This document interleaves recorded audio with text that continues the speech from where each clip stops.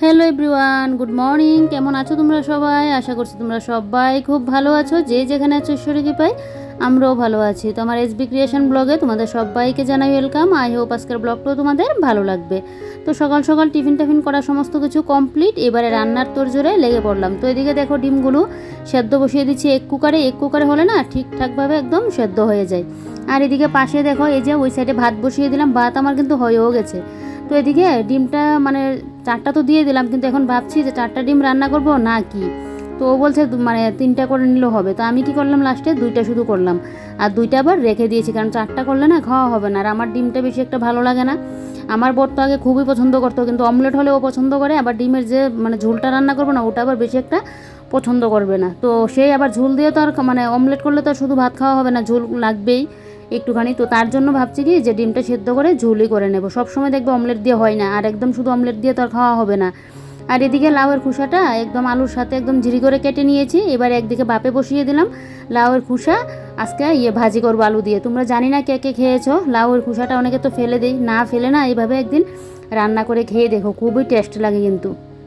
তো এদিকে দেখো এবার আমার এক কুকারে ডিম সেদ্ধ হয়ে গেছে, আর এদিকে এক কুকারটাকে ভালো করে একদম মুছামাছি করে রেখে দিচ্ছি। জিনিসপত্র হলো কিন্তু যত্নের উপর নির্ভরশীল। আমরা যদি যত্ন না করে রাখি না, জিনিসপত্র দেখবে নষ্ট হয়ে যায়। তারপরেও কিছু কিছু ভাগ্যর ব্যাপারও আছে। এই যে ইলেকট্রিক জিনিসগুলো, অনেকের দেখবে একটা জিনিস আনলে অনেক দিন যাবত থাকে, আবার অনেকের হাতে দেখবে বেশি দিন কিন্তু টেকে না। তো জানি না। তো এদিকে দেখো আমার এক কুকারটা আনলাম অনেক বছর হয়ে গেল। তো আমার তো সবসময় ইউজ করা হয় না, অনেক সময় মানে ইয়ের মধ্যে গ্যাসের মধ্যে ডিমটা সেদ্ধ করে নিই। তবে এটার মধ্যে করলে না কোনো ভেজাল নেই, একদম ঠিকঠাক টাইমে যখন পুরোপুরি হয়ে যাবে এমনিতেই অফ হয়ে যাবে। তো এদিকে দেখো লাউর খোসাটা সেদ্ধ হয়ে গেছে, আর এদিকে লাউর খোসাটাকে ভাজি করে নিচ্ছি। এদিকে তোমাদের দাদা হয়ে গেল স্নান করতে, আর আমার যে একটা কী তাড়াহুড়ো লাগলো। সকালবেলা একটু যদি একদিন মানে একটু ঢিলেমি করে কাজগুলো করি, সেদিনই একদম কাজের 12টা বেজে যায়। তো তোমাদের দাদাভাইকে করে দেবো, এই মানে মোচার বড়া করে দেবো। তো ও মোচার বড়া দেখে যাবে, আর তো আমি আমার আস্তে ধীরে এদিকে রান্নাবান্না করতেই পারবো। তো এদিকে দেখো একদিকে কড়া বসিয়ে আরেকদিকে কিন্তু আমি এই যে দেখো গড়দৌড় এখন পরিষ্কার করে নিচ্ছি, যেটা বরাবর আমি করে থাকি। যেহেতু আমার একার সংসার, তো আমি যদি এভাবে কাজগুলোকে গুটিয়ে গাটিয়ে না করি না, তাহলে দেখবে কি বলো তো, আমি কিন্তু সময়ের মধ্যে কাজ শেষ করতে পারবো না। সেই দেখবে 2টা 3টা বেজে যাবে, আমার কাজই শেষ হবে না। একটা সংসারে তো আর শুধু রান্নাবান্না থাকে না, পরিষ্কারের ব্যাপার থাকে, এদিকে ধোয়াধাইয়ের ব্যাপার থাকে, এদিকে তো রান্না করে আসলে কাটাকুটি বলো, রান্না বলো, মানে পরিষ্কার বলো, সমস্তটা আমাকে করতে লাগবে। তো সেই জন্য আমাকে সেইভাবেই কাজগুলো বুদ্ধি খাটিয়ে করতে লাগে সকালবেলায় উঠে। একদিন একটুখানি যদি একটু চা খেতে বসে একটু গল্পটা একটু বেশি করে নিই, 5 মিনিটের জায়গায় 10 মিনিট, সেদিনই একদম কাজের 12টা বেজে যায়। তো কালকে আবার রাত্রিবেলায় পুর করেছিলাম 2টা, জানো তো পুরগুলো এতটা টেস্ট হয়েছিল খেতে। তো 2টাও করেছিলাম, 4টা হয়েছিল। তো কালকে আবার তরকারিও ছিল আগের, তো একটা পুর দিয়ে আর তরকারি দিয়ে খেয়েছিলাম, 2টা পুর রয়েছে। তো এগুলো এখন গরম করে নিয়েছি, আমি সকালের ভাতে খেয়ে নেবো। আর তোমাদের দাদাভাই মোচার বড়া দিয়ে খেয়ে গেল, ওর সর্ষেটার খেলো না, কারণ দোকানে যাবে, আবার যদি পেটে সহ্য না হয় দোকান বাড়ি আসা যাওয়া করতে সে অসুবিধা হয়ে যাবে, তাই আরও সকালবেলায় সর্ষেটা খায়নি, কাল রাত্রিবেলায় খেয়েছিল। আর এদিকে দেখো বাসনগুলো একসাথে আজকে ধুয়ে নিচ্ছি, অনেকগুলো বাসনই পড়েছে। তো সেই বাসনগুলো এখন একসাথে মেজে নিচ্ছি আজকে। আর একটা একটা করে যে বাসন মাজবো এটা আর হচ্ছে না, একদিকে তরকারি কাটছি, এদিকে রান্না বসাচ্ছি, এদিকে ও গেল স্নান করতে, আমার তাড়াহুড়ো লেগে গেল যে কি করে দেবো। যাকগে ভাতটা আগে ভাগে করে রাখাতে আমার খুব ভালো হয়েছে। এদিকে দেখো এই শুধু ওকে একটা বড়া করে দিলাম, ও বড়াটা দিয়ে খেয়ে গেলো। এবার তো দুপুরে এসে খাবে, তো এবার আমি আস্তে ধীরে করলেও কোনো কিছু হবে না। তারপর এদিকে বাসন কুসন মেজে এবারে দেখো আমার বেসিনটাকে পরিষ্কার করে নিচ্ছি। এই যে দেখো আমি যে বাসন মানে মাজি না, ওই কসব্রাইটটা দিয়ে কিন্তু পরিষ্কার করে নিচ্ছি, কারণ যেহেতু এটার মধ্যে আমার মুখ ধোয়া হয় না, শুধু সবজিপাতি ধোয়া হয় আর বাসন কুসন ধোয়া হয়। আমার না একটার মধ্যে হাত মুখ ধুলে আমার একদমই ভালো লাগে না, এত বিশ্রী ব্যাপার লাগে। তার জন্যই আলাদা করে আমার ঘরে কিন্তু কড়া স্টিলের বেসিনটার মধ্যে হাত মুখ ধোয়া হবে, আর এটার মধ্যে আমার তরকারি পাতি বাসন কুসনটা ধোয়া হবে। তো দেখো বেসিনটাকে ভালো করে একদম সাইড ফাইডগুলো পরিষ্কার করে নিয়েছি। আর এদিকে সুইচটা আছে, সুইচটাও কিন্তু ভালো করে মেজে ঘষে নিয়েছি। আমাদের যেহেতু মোটরের জল অনেকটা আয়রন, জানো তো জলটার মধ্যে, সবার বাড়ির জল কিন্তু সমান হয় না, কিন্তু আমাদের বাড়ির জলটা না আয়রনটা বেশি। মানে আমাদের এই সাইড দিয়ে না, আমাদের এই এলাকাটা দিয়ে মানে একদম পুরো সবার বাড়ি বাড়ি এরকম জলের মধ্যে আয়রন পাবে, এতটা পরিমাণে আয়রনটা হয়। তো এদিকে দেখো জল ছাড়া তো আর কোনো কাজ হবে না, এবার আয়রন হলেও মানে কাজ তো করতেই লাগবে। তো এদিকে দেখো এই জায়গাটা এখন মুছে নেব। এই যে সাইড ফাইড বেসিনে বাসন কুসন মাজলে সাইড ফাইড যদি জলে সেতে হয়ে থাকে, সেটা আবার আমার ভালো লাগে না। তো এদিকে দেখো সাইড ফাইডগুলো মুছে নিচ্ছি। এদিকে কিন্তু আমার রান্নাবান্নাও কিন্তু কমপ্লিট হয়ে গেছে। আজকে রান্নাবান্নাটা তো তোমাদেরকে পরেই দেখাচ্ছি কী কী রান্না হয়েছে। কিন্তু ওই যে রান্নার মেনুগুলো আর তোমাদের সাথে করতে পারিনি, যে কী কী রান্না করছি না করছি এটা তোমাদের সাথে শেয়ার করলাম না। তারপর এদিকে দেখো ফিল্টারটার উপরটা ভালো করে একদম পরিষ্কার করে নিচ্ছে, আর আদা একটুখানি ছিল তরকারির মধ্যে দিয়ে, তো আদাটা আবার এর মধ্যে এই জাগটার নিচে রেখে দিয়েছি, ওইটা আর এর মধ্যে রাখলাম না। তারপর ফিল্টারের সাইড ফাইডগুলো মুছামাছি করে এবারে দেখো রান্নাঘরটাকে ঝাড় দিয়ে নিচ্ছি। একটা সময় কী বলো তো ভাবি, কাজ করতে করতে একটা সময় ভাবি যে আসলেও মানে সত্যি মেয়েদের জীবনটা না বিয়ের পর সত্যিই চেঞ্জ হয়ে যায়। বিয়ের আগেই দেখবে সব মেয়েদের কথাই বলছি, বিয়ের আগে একরকম যেন লাইফস্টাইলটা থাকে, সেই হাসি মানে মানে কখন কোনটা করব, মানে নখ বড় করব, তারপর মানে চুলের কি কাট দেবো, চুলটা কীভাবে স্টাইল করব, ব্রোটা প্লাক করে রাখবো, সেই যেন একটা অন্যরকম থাকে। আর বিয়ের পর সেইগুলো একদম লাটে উঠে খালি সংসারের কাজ বরকে খাইয়ে দোকানে পাঠাতে লাগবে, কাজবাজ সামলাতে লাগবে, পুজো কখন দেব, রান্না কখন বসাবো, কাপড়গুলো ধুতে লাগবে, সেই মানে আর সংসারের আয় ব্যয় সমস্ত কিছু যেন মানে মাথায় বিয়ের পর চাপটা থাকে, ওই সব কথা যেন ভুলে যায়। আর বিয়ের আগে সংসারের চাপ কী জিনিস, ওই জিনিস কিন্তু আমাদের মেয়েদের মাথায় থাকেই না বিয়ের আগে। সব মেয়েদের কথাই বলছি, তখন তো মার উপর মানে এখন বুঝি মায়ের যে না, মাও তো একসময় যে দেখতাম যে কত কাজ করতো, কত না পরিশ্রম হতো, এখন বুঝি। তখন তো আর কাজ করতাম না। আর আমার মাও কীরকম ছিল বলো তো, সেই যে একটা বলবে যে না এই কাজটা করতে হবে, না এটা কেন করবো না, এরকম কোনো ছিল না। শুধু মাকে অনেক সময় না সবজি টবজি কেটে দিতাম বা পুজোটা দিতাম আর করতাম, এই সন্ধ্যা দিতাম, অতটুকুই, এর বাইরে কোনো কিছু করতাম না। আমার মার কী কথা ছিল যে বিয়ের পর তো অনেক সময় যদি কেউ বলতো না যে না কোনো কাজ মানে মানে মেয়েদেরকে তো বলতেও পারো একটা কোনো কাজ করার জন্য বা কি, আমার মা কী বলতো, বিয়ের পর তো গিয়ে সারা জীবন কাজ করবেই, তো এখন তো দরকার নেই, আস্তে আস্তে ওগুলো শিখিয়ে যাবে।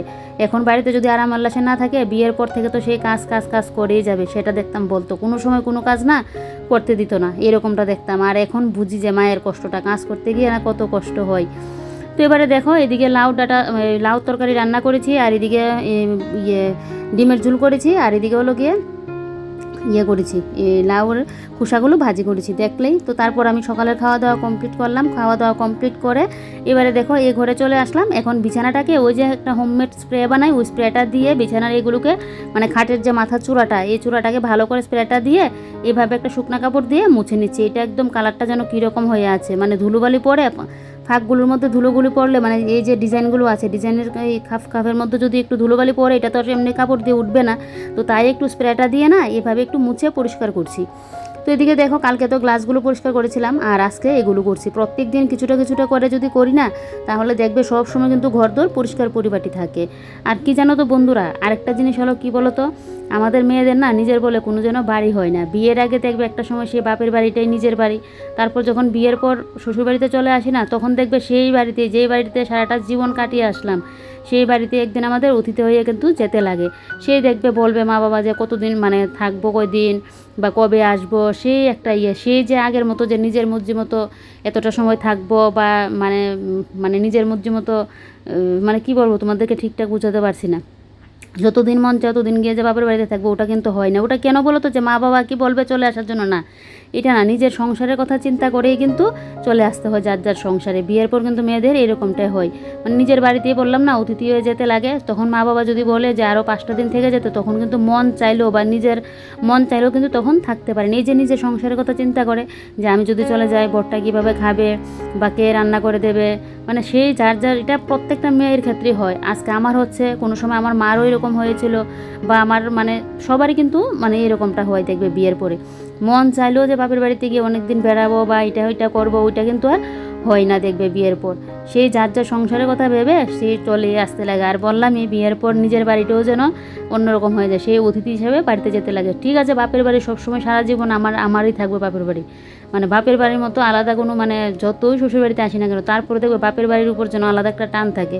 সেটা আমার বাড়ি ছিল, আমার বাড়ি সারা জীবনে থাকবে। তারপরেও মানে বললাম না যে একটা মন মানে গিয়ে যে অনেকটা দিন লাগিয়ে থাকবো বা এটা করবো ওইটা তো আর হয় না। বললাম এই যে নিজের সংসারের কথা চিন্তা করে এটা আর হয় না, মানে এটাই এর জন্যই বললাম যে বিয়ের পর মেয়েদের দেখবে সব মানে মেয়েদের ক্ষেত্রে পুরো লাইফস্টাইল যেন চেঞ্জ হয়ে যায়, জীবনটাই পুরো যেন বদলে যায়। এই যেরকম আমি এখন মন চাইলেও থাকতে পারি না, একে রান্না করবে, ও মানে রান্না করে খেয়ে যেতে পারবে না, সে আবার দোকান সামলাবে নাকি সংসার সামলাবে না রান্না বান্না করবে, এটা ভেবে না আর করতে পারি না। এই গেলেও 2 দিন যাবৎ থাকি অতটুকুই, বা অনেক সময় ও যদি বাড়িতে না থাকে কোথাও গেল তখন গিয়ে, এরকম তো কমই হয়, তো সেই তখন গিয়ে যদি আমি বাড়িতে 2-3টা দিন থাকি, বা আমাদের অফ সিজন থাকলে তখন গিয়ে যদি আমি থাকি, তারপর ওইটা না কমই হয় আমার যাওয়া আসা, এই যে 2-3 দিনের জন্য যদি বাড়িতে যাই।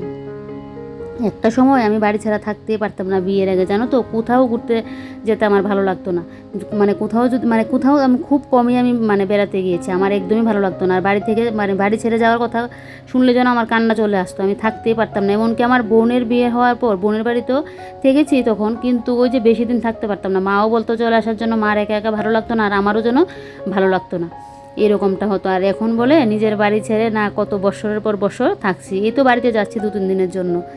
যাক, এটা আমার মন খারাপ করে আর লাভ নেই, এটা তো সব মেয়েদের এরকমটা হয়, এটাই আমাদেরকে মানিয়ে নিতে হবে মনকে, যে না বিয়ের পর তো এভাবেই সব মেয়েদের চলতে হয়, বা কি বলবো। যাক গে, ওসব কথা বাদ দাও। এদিকে দেখো, তোমাদের সাথে কথা বলতে বলতে আমি কিন্তু বেশ ঘরের অনেকটাই কাজ করে নিয়েছি। একদিকে সকালবেলা উঠে দেখলেই রান্নাবান্না করলাম, এদিকে রান্নাঘরটা কিছুটা পরিষ্কার করে, রান্নাঘর আর আজকে পুরো যে ডিপ ক্লিন ওইটা আর করলাম না, দেখলেই তো কিছুটা করলাম, কারণ এর আগের দিন পরিষ্কার করেছিলাম, তাই আর আমাকে আজকে করতে হয়নি। এভাবেই না আমি আমার ঘরের কাজগুলো করি, কারণ প্রত্যেক দিন তো আর আমার এই যে জিনিসপত্র ধুলোবালি পরে ভরে থাকে এরকমটা তো হয় না, এই যে কালকে করলাম তাই আজকে আর আমাকে করতে হয়নি। আর সামনের সাইডটা তো দেখলেই জায়গাটা করতেই লাগে, আর কালকে তো বেডরুমের দেখলেই কাচের গ্লাসগুলো পরিষ্কার করেছিলাম, তো আজকে খাটটা যেহেতু পরিষ্কার করা হয়নি তাই খাটটা পরিষ্কার করে নিয়েছি। তারপরে দিকে দেখো আলনাটাকেও এখন মুছামাছি করে পরিষ্কার করে দিচ্ছি। প্রত্যেক দিন কিন্তু একটা জিনিস পরিষ্কার করতে লাগে না, তোমরা ভাববে যে প্রত্যেক দিনকে আমি একটা জিনিস করি না গো, প্রত্যেক দিন কিন্তু আমি করি না। সেই যে জিনিসটা দেখি নোংরা হয়ে আছে সেই জিনিসটাই কিন্তু করি। যে আলনাটা পরিষ্কার করা হয়নি 2-3 দিন যাবৎ, তা আলনাটা নোংরা হয়ে আছে, তাই আলনাটা একটু পরিষ্কার করে দিয়েছি। এবারে বালতির কাপড়গুলো এটার মধ্যে রেখে দিয়েছি, দিয়ে ঝুড়িটাকে না উপরে করে রাখছি। ঘরের মধ্যে যেন জিনিসপত্র নিয়ে আর জায়গা হয় না। আর এই কাঁঠালের বীজগুলো কতদিন ধরে ভাবছি ভরবো, এই যে কতদিন লাগাতো একটা বৃষ্টি হয়েছিল, সেই সময় তো আর ঠিকঠাক শুকোতে পারিনি। কাঁঠালের বিচিগুলো যেন একটা ওর চামড়াগুলো না একদম শুকনো শুকনো হয়ে আছে, কীরকম যেন একটা হয়ে আছে, জানি না ভেতরে ভালো আছে কিনা। তারপরেও এমনি তো শুকানো শুকানো হয়ে গেছে, তো এগুলোকে না ইয়ের মধ্যে দিয়ে দিচ্ছি এখন, পলিথিনটার মধ্যে নিয়ে ভালো করে যাতে কোনো হাওয়া না লাগে সেভাবেই ভরে রাখবো।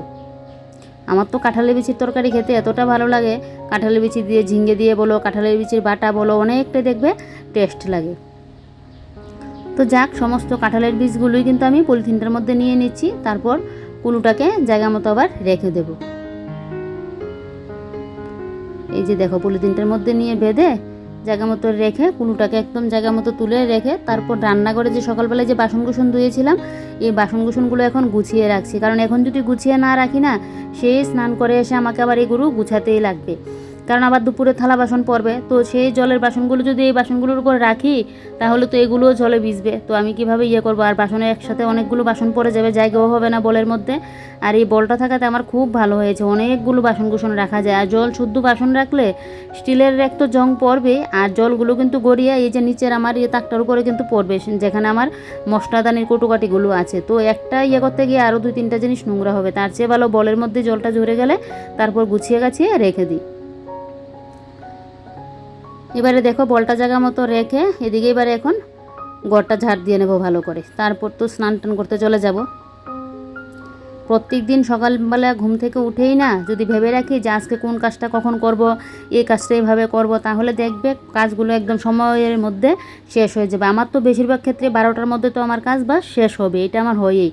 আর যেদিন দেখছি 12টার মধ্যে শেষ হয়নি সেদিনই যেন মাথাটা পুরো গরম হয়ে থাকে। সব সময় তো আর সম্ভব না, প্রত্যেক দিন দেখবে আমাদের সংসারের কাজগুলো কিন্তু একই রুটিনে চলে না, এক এক দিন কিন্তু এক একভাবে হয়, আর আমাদের শরীরও সবসময় ঠিক থাকে না। আজকে 12টার মধ্যে কমপ্লিট করলাম বলে যে কালকেও 12টার মধ্যে হবে এটাও কিন্তু হয় না, 12:30টাও বাজতে পারে, আবার 11:30টাও বাজতে পারে, এরকম কিন্তু হয়। যাই হোক, এদিকে পুরো ঘরটাকে একদম ভালো করে ঝাড় দিয়ে নেবো, পেছনের রুমটা ঝাড় দিয়ে নিয়েছি। এবারে দেখো ওই যে পেছনের সাইডটাও একদম ঝাড় দিয়ে নিয়েছি, ওই দরজাটা খুলে, তারপরে একদম সুপার তোল টোল একদম পুরো ভালো করে করে নেব। আর এখানে যে বেম্বু প্ল্যান্ট গাছটা দেখেছিলে এটা একটু বাইরে নিয়ে দিলাম। মানি প্ল্যান্টও জানো তো কেন জানি তোমাদের তো বললামই, মানি প্ল্যান্টটা পুরো শেষ হয়ে গেলো, একটুখানি একটা ঢালের মতো রইলো, ওইটাকে বাইরে নিয়ে লাগিয়ে দিলাম। আর এখানে দেখছি বেম্বু প্ল্যান্টও আমার একটা নষ্ট হয়ে গেছে, কেন এরকমটা হচ্ছে বুঝতে পারছি না। তো দেখবো মাটিটার মধ্যে কোনো গড়বড় আছে কিনা, তো তার জন্য মাটিটাকে আজকে চেঞ্জ করে দেব। তো এদিকে দেখো এই যে পুরো একদম সুপার টোল ভালো করে একদম ঝাড়টা দিয়ে নিচ্ছি। স্নানটা করে এসে তারপর দেখি যদি ঘুম আসে তো ঘুমাবো, আর এদিকে না হয় মোবাইল নিয়ে বসবো। ও দেখো আরেকটা কথা তো বলতে ভুলেই গেছি, ব্লগ কখন শুরু করে দিয়েছি তোমাদের বলতে ভুলে গেছি। শুভ রথযাত্রা, রথযাত্রার অনেক অনেক শুভেচ্ছা। জানি তোমরা রথযাত্রা দুদিন পরে ব্লগটা পাবে, তারপরও আমি তো রথযাত্রার দিন ব্লগটা শ্যুট করেছি তাই বলেছি। রথযাত্রার অনেক অনেক শুভেচ্ছা আমার পুরো ইউটিউব ফ্যামিলিকে। সবার খুব ভালো কাটুক, আর ভগবানের কাছে একটাই প্রার্থনা করি, ভগবান যেন আমাদের সবাইকে ভালো রাখে আর সুস্থ রাখে। এদিকে কাজ বাজ করে স্নান টান সেরে এসে একটু শুয়ে রইলাম। এমনি তোমাদের দাদাভাই ফোন করলো যে আমাদের এখান এই সাইড দিয়ে রথ হচ্ছে, আর আমাদের বাড়ির সামনে পর্যন্ত কিন্তু আসে, তারপর কিন্তু আবার রথটা ঘুরিয়ে না নিয়ে যায়। আর আমি তো একদম হুড়মুড়িয়ে ঘুম থেকে উঠে চুলটা কোনো রকমে আশ্রে গেলাম রথ দেখতে, আর মোবাইলের না কি হলো, সে মোবাইল দিয়ে আমি কিন্তু ভিডিওটা শ্যুট করতে পারিনি। তো আমি যদি আবার বাড়িতে আসি এদিকে আমিও রথ দেখতে পারবো না। তারপর তোমাদের দাদাভাইকে বললাম, আর এটা তোমাদের দাদাভাই কিন্তু ভিডিওটা শ্যুট করেছিল, তো সে ও মানে শ্যুট করাতে কিন্তু তোমাদের সাথে শেয়ার করতে পারছি। আর তোমাদের দাদাভাই এদিকে রথের সামনে লুটও দিয়েছিল, আমাদের এখানে সবাই দিয়েছিল, আমার কাকি শাশুড়ি আমার শাশুড়ি মা সবাই দিয়েছিল। দেখো কত লোক হয়েছে, কত ভিড়। এদিকে তো কেউ কেউ মানে লুট দিচ্ছে, আবার ওইখান থেকে দেওয়া হচ্ছে, সবাই লুটের প্রসাদও নিচ্ছে। যাই হোক বন্ধুরা, তোমাদের কীরকম লাগলো আমাদের এখানে রথযাত্রাটা কমেন্ট করে কিন্তু বলবে। ভালো লাগলে একটা লাইক করে দেবে, অনেক অনেক ভালো লাগলে একটু শেয়ার করে দেবে। আর আজকে আমার ফোনটা যে কী হয়েছিল, আমার কোনো দিনও কিন্তু এরকমটা হয়নি। ফোনটা ঠিকই ছিল, কিন্তু রোদের আলোতেই না কি আমি এটার ফ্ল্যাশটা বাড়াতেই পারছি না, কী যে হয়েছিল, মানে ক্যামেরা অন করতে পারছি না।